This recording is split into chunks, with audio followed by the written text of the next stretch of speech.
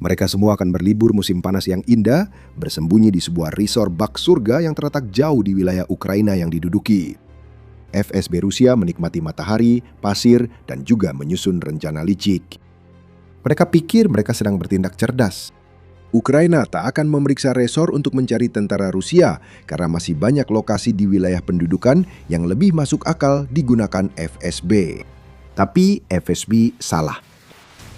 100 perwira FSB bersembunyi di sebuah resort pantai, tapi liburan mereka berakhir seperti di neraka. Apa yang terjadi saat Ukraina menemukan mereka sangat brutal dan efisien? Lokasinya adalah Kherson, di mana puluhan staf FSB telah mendirikan pusat koordinasi di area sebuah resort di oblast tersebut. Puluhan kendaraan ada di lokasi itu, bersama penjaga bersenjata dan pos pemeriksaan yang mengontrol akses. FSB juga membangun tempat perlindungan bawah tanah di sekitar markas mereka, serta rintangan teknik untuk mencegah akses personel tidak berwenang. Kalau tujuannya menyembunyikan apa yang terjadi di resort itu, FSB tidak melakukannya dengan baik. Salah satu organisasi paling rahasia di Rusia tampaknya justru berniat membocorkan rahasianya. Mungkin mereka mengira kemampuan pengamatan Ukraina sangat terbatas, sehingga hanya perlu sedikit usaha untuk menyembunyikan aktivitas mereka. Atau lebih buruk bagi Rusia, FSB tak peduli. Arogan dengan keyakinan bahwa mereka aman, staf FSB mengira tak masalah jika jejak perubahan mereka di resort Kherson terungkap, namun mereka mendapat pelajaran pahit. Atau apakah mereka benar-benar belajar? Ukraina menemukan resort itu dan melancarkan serangan besar. Inilah yang kami ketahui. Ukraina memutuskan untuk melawan api dengan api. FSB adalah Dinas Keamanan Federal Rusia. Penangkal sempurna untuk FSB adalah SBU Ukraina atau Dinas Keamanan Ukraina. Tugasnya memang mirip, tapi kemampuannya tidak sama. SBU menugaskan Pusat Operasi Khusus Alfa yang terkenal untuk menghancurkan markas FSB. Alfa punya reputasi besar. Menurut laporan Defense Express tanggal 19 Juli, satu unit SBU ini telah mencatat lebih dari 50.000 korban tentara Rusia sejak awal tahun 2026. Tentara Rusia harus dieliminasi dan inilah tim pilihan Ukraina untuk tugas itu. Alfa tidak mengecewakan. Dengan menggunakan 13 drone unit, Alfa menyerang fasilitas FSB berulang kali. Petugas FSB yang berjemur di resort itu langsung merasakan panas meningkat saat kebakaran besar melanda seluruh fasilitas. Bukan seperti ini cara mereka membayangkan berjemur. Resort itu hangus terbakar dan dalam sekejap tipu muslihat FSB pun berakhir. Soal serangan itu, SBU blak-blakan dalam penilaiannya. Pasukan khusus dari Pusat Operasi Khusus Alfa SBU berhasil menyerang pusat koordinasi dan lokasi para petugas FSB yang terletak di salah satu rumah penginapan di wilayah Kherson yang sementara diduduki. Demikian menurut unggahan di Telegram. Serangan itu dilakukan sebagai bagian dari rencana 40 hari untuk SBU yang ditetapkan Presiden Volodymyr Zelensky beberapa minggu lalu. Kita akan bahas lagi rencana itu yang bisa mengubah situasi di Ukraina. Apa yang berhasil dihancurkan SBU masih jadi pertanyaan besar. Kita tahu bahwa beberapa kebakaran besar sekarang terjadi di resort Kherson. Kita juga tahu berapa banyak staf FSB yang menurut SBU ditempatkan di markas resort itu. Sekitar 100 personel dan lebih dari 70 kendaraan berada di wilayah fasilitas tersebut. Kemungkinan banyak staf FSB menjadi korban kebakaran besar itu bersama kendaraan-kendaraan yang hancur. Namun Ukraina tidak ingin terburu-buru dalam pelaporannya. Skala kerusakan yang sebenarnya masih dinilai pada saat pembuatan video ini. Yang pasti kita ketahui adalah bahwa Ukraina baru saja melakukan serangan dahsyat terhadap FSB yang seharusnya diisi oleh beberapa elit militer dan dinas keamanan Rusia. Kita juga tahu bahwa Ukraina menargetkan pusat komunikasi yang akan berdampak pada garis depan di Kherson. Tampaknya FSB sedang mengordinasikan serangan di garis depan dan mengatur misi khusus melalui tempat persembunyian resor mereka. Tapi sekarang tidak lagi. Matahari dan pasir telah digantikan oleh kobaran api yang membara.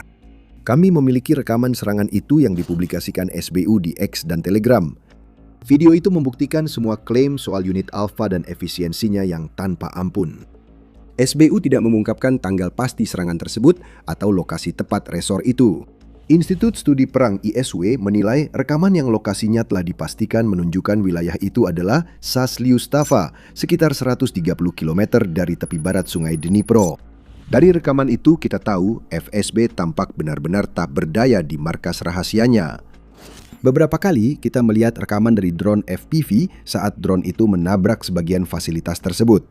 Bangunan-bangunan terkena serangan, ledakan besar terekam oleh drone pengintai yang terbang tinggi di atas zona target. Seringkali api dari satu target yang hancur masih menyala saat drone membidik target lain. Salah satu cuplikan rekaman bahkan menunjukkan personel FSB berlari menyelamatkan diri saat sebuah drone datang untuk menghabisi mereka. Staf FSB itu kemungkinan besar tidak selamat. Cuplikan terakhir adalah yang paling membuka tabir. Sebuah drone pengintai melayang di atas lokasi yang hancur, merekam gambar setelah serangan Ukraina. Api terlihat di mana-mana. Seluruh bangunan jadi lautan api. Staf FSB yang terjebak di dalamnya tak punya harapan melarikan diri. Resort itu telah berubah menjadi neraka. Rusia akan mengubah tempat yang seharusnya membawa kegembiraan bagi para pengunjung menjadi bagian keji lain dalam mesin perang neraka Putin. Unit Alpha SBU akan menghilangkan sisa-sisa kemiripan pangkalan itu dengan sebuah resort. Tidak ada lagi yang akan berlibur di wilayah Kherson ini. Kini, sisa-sisa FSB di wilayah ini harus mencari persembunyian baru. Mengenai drone yang digunakan Ukraina, SBU belum mengungkapkan apapun, namun kita bisa berspekulasi. Karena besarnya kerusakan yang ditimbulkan dan ukuran ledakan pada setiap serangan yang berhasil, tampaknya drone FPV-2 adalah senjata pilihan untuk menghancurkan markas persembunyian FSB. Jika benar, drone ini pilihan sempurna. Bukan sepenuhnya drone FPV, tapi juga bukan tipe drone bermesin jet yang digunakan Ukraina untuk menyerang target di dalam Rusia. FP-2 adalah drone serang kelas menengah berukuran raksasa yang memberikan daya ledak eksplosif ke setiap target yang diserangnya. Dikembangkan oleh Firepoint dan telah digunakan sejak 2025, FP-2 adalah drone sayap tetap yang memiliki kecepatan maksimum 205 km per jam dan jangkauan operasional sekitar 200 km. Cocok untuk menyerang target di wilayah pendudukan di balik garis depan. Drone ini dapat membawa muatan hingga 105 kg dan juga dapat bertahan di udara hingga 2,5 jam. Sekali lagi, itu sangat sempurna. Butuh 1 jam untuk mencapai jangkauan maksimal, masih cukup waktu untuk penyesuaian sebelum menyerang target. Unit Alpha juga sangat mahir dalam menggunakan drone-drone ini. Serangkaian serangan yang dilakukan pada bulan Februari membuktikan hal itu. Dengan serangan-serangan tersebut, Alpha berhasil menghancurkan gudang amunisi dan pos komando di wilayah belakang Rusia. Serangan-serangan itu contoh penggunaan FP-2 oleh SBU. Jadi wajar jika drone terkenal ini dipercaya menghancurkan resor yang dipakai FSB sebagai basis komunikasi. Drone, apapun modelnya, sangat penting dalam serangan terhadap FSB. Keberhasilan unit Alpha berpotensi berdampak besar pada perang di Ukraina. Ada beberapa alasan mengapa demikian. Sebelum membahasnya, ini pengingat singkat. Anda menonton The Military Show. Jika Anda mendapatkan wawasan dari saluran kami, jangan lupa untuk menekan tombol subscribe dan aktifkan lonceng notifikasi agar Anda bisa melihat lebih banyak analisis kami tentang serangan-serangan terbaru Ukraina. Alasan pertama yang baru saja kita singgung adalah sesuatu yang sudah kita sebutkan sebelumnya di video ini. Serangan terhadap FSB ini adalah bagian dari kampanye serangan selama 40 hari yang diumumkan Zelensky pada Juni untuk melumpuhkan potensi militer dan ekonomi Rusia. Pengumuman pada 25 Juni menunjukkan kita baru melewati setengah jalan serangan itu yang pasti membuat Rusia khawatir. Ukraina menghancurkan pusat komunikasi FSB besar meski kampanye baru setengah jalan. Kremlin pasti khawatir dengan rencana SBU untuk puncak kampanye ini. Dan ketika kami mengatakan berbahaya, maksudnya adalah dalam konteks banyak pangkalan dan peralatan Rusia yang hancur berkeping-keping. Zelensky menugaskan SBU menjalankan kampanye 40 hari dengan drone untuk menyerang target di wilayah belakang Rusia. Ukraina bahkan memberikan petunjuk awal tentang jenis target yang akan diserang sebagai bagian dari kampanye ini saat pengumuman Zelensky tentang hal tersebut berlangsung. Bersamaan dengan serangan terhadap depot minyak di Krasnodar Krai dan serangan kedua kilang minyak yang terletak di Ufa yang berada di Republik Bashkortostan, Rusia. Pesannya tampaknya jika sesuatu dalam jangkauan drone SBU dan bisa mendukung tujuan perang Putin, itu jadi target. Itu setidaknya asumsi kami. Ukraina merahasiakan target dan taktik serangan, sehingga kita baru tahu serangan itu bagian dari kampanye 40 hari setelah kejadian itu, dan hanya jika Ukraina memutuskan untuk mengungkapkannya. Itu cerdas. Jangan biarkan Rusia tahu rencanamu sebelum petugas FSB terbakar. Zelensky memilih SBU untuk alasan yang sangat spesifik saat mengumumkan kampanye ini. SBU telah mencatat hasil terbaik dalam melindungi posisi Ukraina di garis depan selama beberapa bulan berturut-turut berkat penggunaan drone berbagai jenis. Pusat Operasi Khusus SOC Alpha menjadi yang terdepan dalam menghancurkan personel dan peralatan pasukan penjajah, katanya saat pengumumannya. Jadi, unit Alpha memang sudah menjadi yang terdepan dalam potensi destruktif Ukraina terhadap Rusia. Unit ini baru saja menambah pencapaian besar dengan membakar markas resor FSB. Dalam kampanye ini ada dua hal. Pertama, Ukraina punya banyak jenis drone sehingga hampir tak ada tempat aman di wilayah belakang Rusia, baik di Ukraina yang diduduki maupun di Rusia. Sebagai contoh, kilang Ufa berjarak sekitar 1.400 km dari Ukraina, dan itulah target yang digunakan SBU untuk meluncurkan kampanye selama 40 hari. Kherson jelas jauh lebih dekat, dan itulah intinya. Jika target itu sangat penting bagi Rusia, SBU dan unit Alpha punya drone untuk tugas itu. Kedua, kampanye 40 hari ini menunjukkan luasnya jaringan intelijen Ukraina. Ingat, FSB seharusnya bersembunyi di resor Kherson. Mungkin mereka tidak melakukannya dengan baik, tapi itu seharusnya menjadi markas rahasia. SBU menemukannya dan menghancurkannya. Itu yang mereka lakukan berminggu-minggu saat target-target diserang satu persatu. Selain target-target tersebut, intelijen Ukraina kini sangat canggih hingga mampu mengarahkan drone menembus pertahanan udara Rusia dan menyerang jauh ke wilayah Rusia hingga ratusan bahkan kadang ribuan kilometer. Ini benar-benar mengubah situasi. Artinya, Ukraina lebih tahu dari yang Rusia sadari dan tak ada yang aman di Rusia. Tujuan kampanye 40 hari ini adalah merusak potensi militer dan ekonomi Rusia, dan itulah yang dilakukan SBU. Secara militer, SBU menyerang apapun yang berkaitan dengan komando dan koordinasi Rusia. Itulah yang baru saja kita lihat di Kherson, sebuah pusat komunikasi hancur yang akan berdampak besar pada pasukan garis depan Rusia. Secara ekonomi, kita melihat SBU menyerang kilang, depot minyak, pusat transportasi, dan kapal tanker armada bayangan di Laut Hitam dan Laut Azov. Ini semua minyak dan bahan bakar yang tak bisa diekspor Rusia. Dan bahkan jika produk-produk ini tidak dimaksudkan untuk dijual ke luar negeri dan justru untuk penggunaan domestik, Rusia tetap kehilangan uang. Minyak dan bahan bakar yang terbakar harus diganti dan itu tidaklah murah. Tekanan seperti ini mulai membuahkan hasil. Kampanye Ukraina terhadap bahan bakar Rusia telah menyebabkan kelangkaan di seluruh Rusia dan wilayah pendudukan, terutama di Crimea yang semakin terisolasi. Kampanye 40 hari ini adalah bagian dari operasi tekanan yang memaksa Putin melihat apa yang menanti tentaranya dan rakyatnya di musim dingin.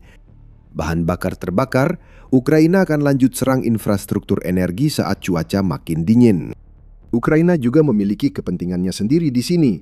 Ukraina mengalami musim dingin yang dingin, dan Rusia memanfaatkan ini dengan menyerang jaringan listrik Ukraina. Musim dingin tahun 2025 sangat sulit bagi Ukraina karena serangan Rusia memadamkan listrik dan pemanas untuk sebagian besar penduduk seringkali selama berhari-hari. Tekanan saat ini bisa memaksa Putin bernegosiasi, mungkin mencegah musim dingin sulit lagi bagi Ukraina. Ukraina memanfaatkan keunggulan yang dimilikinya dengan kampanye 40 harinya. Ukraina lebih maju secara teknologi dibanding Rusia, seperti yang ditunjukkan oleh kemunculan drone berteknologi AI. Pertahanan udara berbasis drone juga merupakan keunggulan lain yang dimiliki Ukraina. Teknologi itu kini mulai menonjol dan SBU serta khususnya unit Alpha menunjukkan bagaimana teknologi tersebut dapat digunakan. Kelanjutan kampanye 40 hari ini jadi salah satu alasan utama serangan ini bisa mengubah keadaan bagi Ukraina. Alasan lain terkait dengan target serangan Ukraina yaitu FSB. FSB secara resmi adalah Badan Eksekutif Federal yang melindungi Rusia. Masalah keamanan nasional, kontraterorisme, dan perlindungan perbatasan negara, semuanya berada di bawah wewenang FSB. Begitu juga perlindungan terhadap Putin dari ancaman, baik yang nyata maupun yang dibayangkan, yang dilihat Putin di balik bayang-bayang. Tugas-tugas ini tidak termasuk menyerang Ukraina, namun FSB tetap melakukannya, menunjukkan penyimpangan dari tujuan organisasinya. Kenyataan pekerjaan FSB jauh lebih keruh dari klaim Rusia. Berkat laporan Business Insider pada Agustus 2022, kita tahu bahwa FSB telah mempersiapkan diri setidaknya sejak 2019 untuk invasi penuh ke Ukraina. Dan ukurannya telah meningkat 5 kali lipat antara saat itu hingga 2022. Perlindungan kepentingan Rusia bukanlah tujuan utama FSB. Agresi terhadap Ukraina adalah tujuannya, setidaknya selama Rusia masih berusaha menaklukkan Ukraina. Sejak invasi Putin, FSB berubah dari organisasi sipil menjadi militer. King's College London menyatakan petugas FSB tidak akan di garis depan. Sebaliknya, mereka melakukan aktivitas yang lebih jahat, seringkali jauh di belakang garis Ukraina atau Rusia. Di Ukraina, FSB mengirim mata-mata untuk mencari informasi demi mendukung perang Rusia. Di belakang garis Rusia, baik di dalam Rusia maupun di Ukraina yang diduduki, agen-agen FSB sering terlibat dalam apa yang disebut oleh perguruan tinggi sebagai penyaringan warga Ukraina. Ini melibatkan mengidentifikasi calon kolaborator dan menyingkirkan dari jalanan siapapun yang bisa membahayakan Rusia. FSB melakukan penyiksaan, penambangan data, dan memeriksa akun media sosial untuk mengumpulkan informasi sebanyak mungkin dan mendukung tuduhan palsu terhadap warga Ukraina. Singkatnya, FSB menjadi kanker di Ukraina. Sekarang tugasnya adalah menjadi kekuatan jahat yang menyakiti Ukraina, bukan melindungi Rusia. Dengan menghancurkan fasilitas FSB di Kherson, Ukraina baru saja memberikan pukulan terhadap salah satu organisasi paling culas yang beroperasi di wilayah Rusia. Ukraina pasti berharap para petugas FSB ikut terpanggang dalam kobaran api bersama bangunan-bangunan itu. Setiap petugas yang tewas adalah mata-mata profesional Rusia yang sangat terlatih dan sulit digantikan.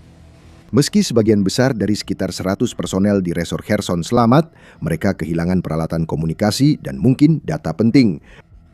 Hal ini memberi peluang bagi Ukraina. Serangan-serangan di masa depan yang mungkin sebelumnya bisa diprediksi oleh FSB, sekarang dapat dilakukan. Rencana serangan ke Ukraina gagal total. Setidaknya untuk sementara waktu, FSB telah menjadi tidak berpengaruh di Kherson. Dan berbicara tentang wilayah ini, yang telah sebagian diduduki oleh Rusia sejak awal invasi, Ukraina ingin membatasi efektivitas Rusia di Kherson sebisa mungkin. Menghapus keberadaan FSB di Kherson adalah langkah sangat baik. Ini juga merupakan langkah terbaru dari beberapa langkah yang kurang diberitakan yang telah dilakukan Ukraina untuk melemahkan Rusia di Kherson. Reuters melaporkan pada akhir Juni bahwa Gubernur Boneka Kherson, Vladimir Saldo, mengklaim bahwa wilayah yang diduduki Rusia di daerah tersebut kini tanpa listrik akibat serangan Ukraina terhadap infrastruktur bahan bakar dan energi. Dalam laporan tanggal 20 Juli tentang kondisi ofensif Rusia, ISW mengatakan bahwa baik sumber Rusia maupun Ukraina tidak melaporkan adanya pergerakan di darat di Kherson. Itu bagus untuk Ukraina. Ini menunjukkan bahwa kebuntuan sudah terjadi sebelum serangan terhadap fasilitas FSB. Dengan hancurnya fasilitas itu, Ukraina mungkin punya peluang untuk memukul mundur Rusia. Setidaknya, ini memberi waktu untuk memperkuat benteng pertahanan saat tentara Rusia di garis depan panik dan menunda serangan karena komunikasi dengan atasan FSB mereka terputus. SBU dan unit Alpha menunjukkan pada Rusia bahwa mereka tak bisa menyembunyikan apapun dari Ukraina. Apapun yang disembunyikan Rusia, Ukraina pasti menemukannya. Sekitar 100 staf FSB baru saja menyadari itu dengan cara yang pahit. Mereka menikmati liburan musim panas di Kherson yang diduduki, namun mereka sedang berperang dan Ukraina baru saja memberi mereka pengingat mematikan akan hal itu. Ukraina sering menemukan yang disembunyikan Rusia dan mengirim drone untuk menghancurkannya. Hal serupa terjadi di Donetsk beberapa hari sebelum serangan di Kherson.